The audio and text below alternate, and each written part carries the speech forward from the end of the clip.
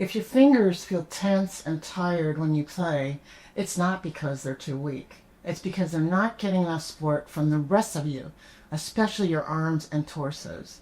Most fitters try to fix this by relaxing more or by doing finger strengthening exercises, but that just makes things worse. I know because I went through it myself. In the late 90s, I had to completely retrain my technique after an injury. Since then, I've performed at Carnegie Hall, won competitions, and helped hundreds of students, maybe thousands actually, including one who went on to become a Yale professor and played twice on From the Top. In this video, I'll show you how to stop overworking your fingers by bringing in the backup team, your arm, your torso. You'll learn how to reduce tension, how to play with more ease, and unlock expressive power that you didn't know was possible. These are deep ideas, but you don't have to change everything at once. Even one small adjustment can lead to instant results. Let's get into it. Point 1. The arm must support the fingers, not disappear and not dominate. Most pianists live at one of two extremes. The heavy arm group, with flopping around like spaghetti, flinging, often from being told to relax too much. And then the rigid isolation group, with finger exercises that hanging on the back of the hand, where they're frozen and the fingers are doing it all. Here's some footage of me playing right before my tendonitis injury. My teacher told me to relax my wrist and drop more weight into the keys. She said that would help me get more sound. You can see how floppy and unsupported my arm is.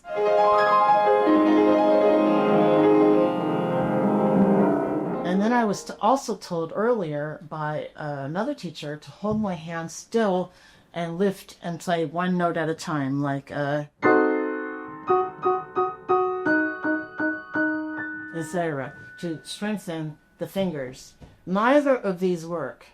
The body is a unified biomechanical system. Every part has a role, and they need to work together. Your fingers need backup and support, and your arm needs the agility and dexterity and fine motor control of the fingers. The torso has to support the entire playing apparatus and take it where it needs to go to play with the most ease. Point 2. Relaxation sounds like great advice, but it's often the reason that things fall apart. That certainly wasn't my case.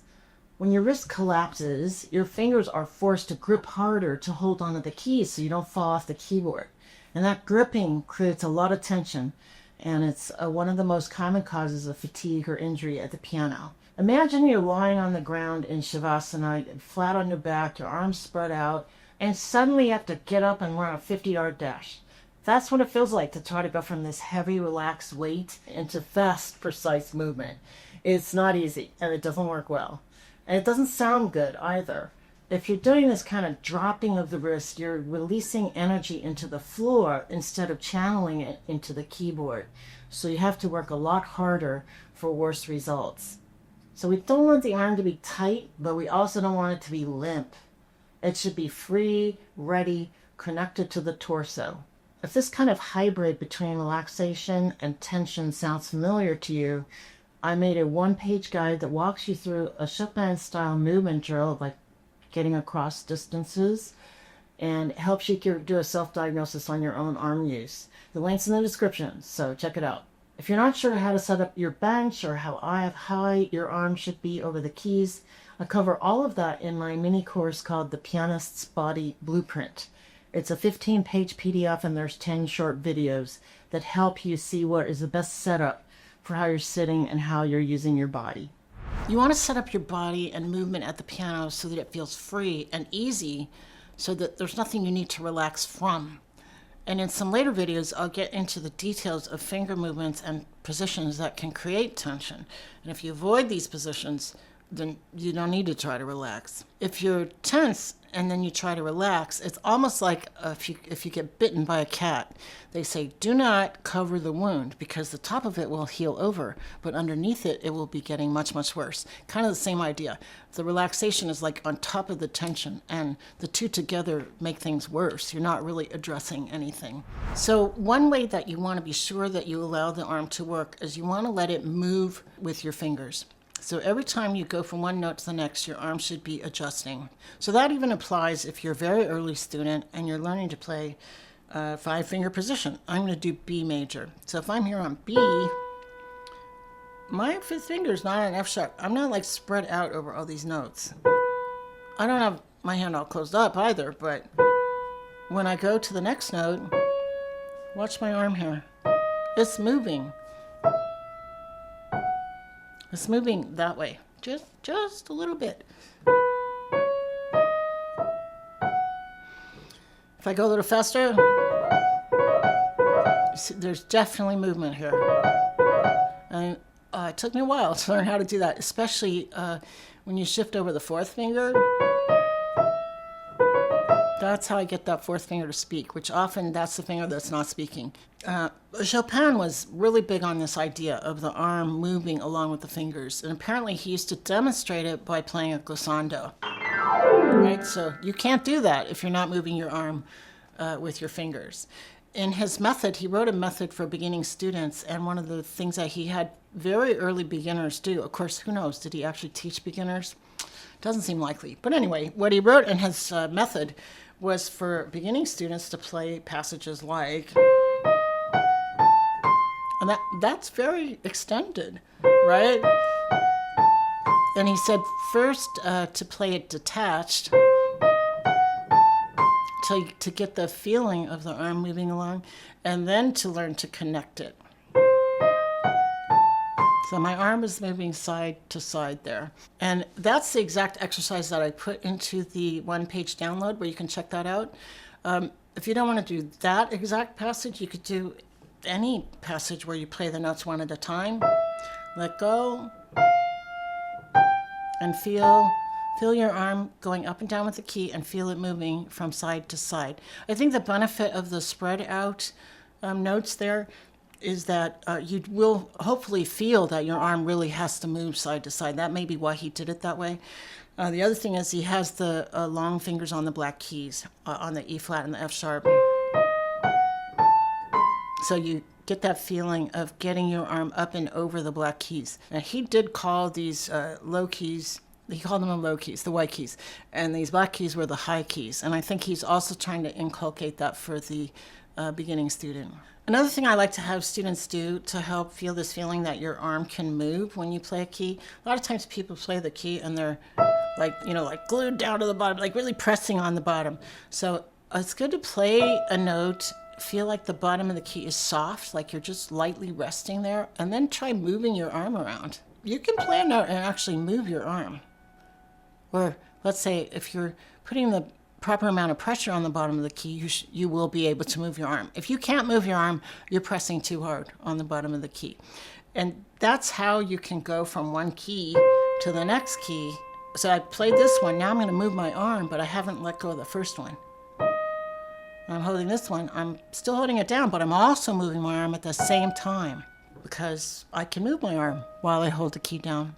I put one of these movement-based drills into the free download that's linked below in the description, along with a quick self-diagnostic to help you see how you're doing with your alignment. I hope you'll check it out.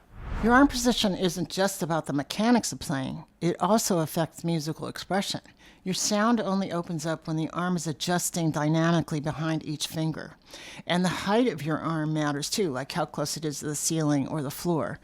If there's only one thing you take away from this video, it's that your arm should be higher when you're playing on the black keys than when you're playing on the white keys. One of my students won the gold stream of the Boston International Piano Competition last spring. And the feedback he got from the judges and other contestants was that his sound stood out. It was more focused, more clear, and more expressive than everyone else. And that's what these principles I'm talking to you about will do. A community member and I were working together on the Prokofiev Violin Sonata No. 1 and Schumann Scenes from Childhood. I helped her adjust how she was positioning her arm over the keys, and the change in tone was instant. She was thrilled, and so was I. I love it when I can help someone like that. And that happened in just one lesson. She had purchased one of the discounted lesson packages that I make available to my members inside Piano with Rebecca B. And this is exactly the kind of real-time feedback that I give. So if you want help like that, come join us. So my member who brought this passage to me, this is the third movement of Prokofiev Violin Sonata No. 1, F minor. And she said she was really not happy with how it sounded that it just sounded kind of mushy to her. And so I showed her some movements that she could do that will help it give it definition. So I don't play this piece. I haven't played it anyway for 40 years, maybe. Anyway. So that movement I did there.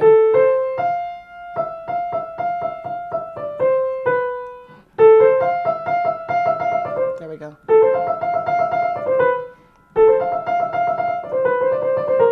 I have a whole bunch of F's and E's in a row. That's a lot of F's and E's. And I want them to sound like they have a rhythm. Like yada da da da da da da da da da da.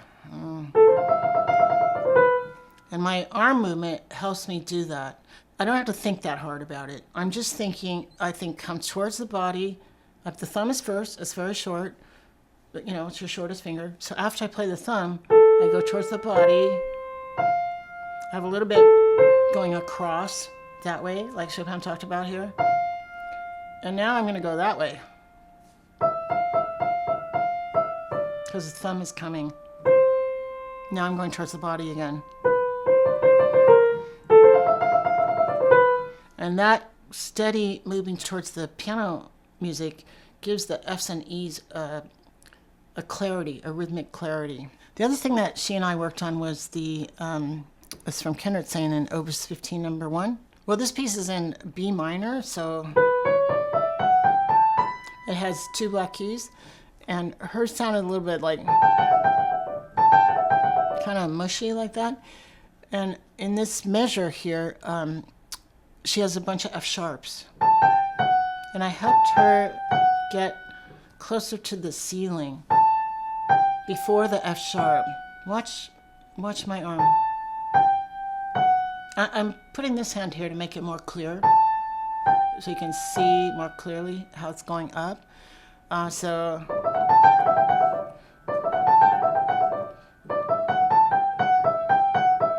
I had these little,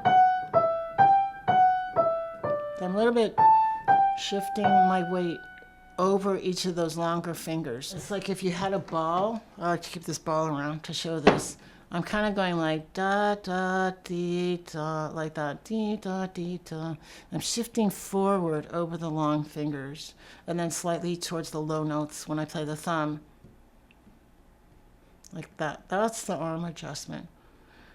And this is the easiest way I know to explain it. So get yourself a little tennis ball or something and try that. It's from when your longer fingers are in the black keys. Let's see if I can actually play it. So hopefully that sounded clear and gave it a little yata a nice kind of inflection as opposed to that's just fingers. If I keep my arm very still, I don't like it. It's clear. It's kind of loud though. It's supposed to be light. Anyway, that's what we worked on. So another thing that, especially younger students, people with small, like little people with little teeny tiny hands, and they got to learn, their first 5 notes or whatever, and they all did this. I'm not sure why, but let's say they're playing, I don't know, E major, right? They would spread their hand out so they have 1 finger per key. And if your hand is little, that's kind of like, you're kind of spreading it like this. Give that a try. I mean, if you spread your hand out, it already feels tight before you're doing anything at all. So you don't want to be doing that. And I would explain it to them. I would say, okay, let's say you're trying to walk across the stream and you've got these stepping stones that are kind of spread apart.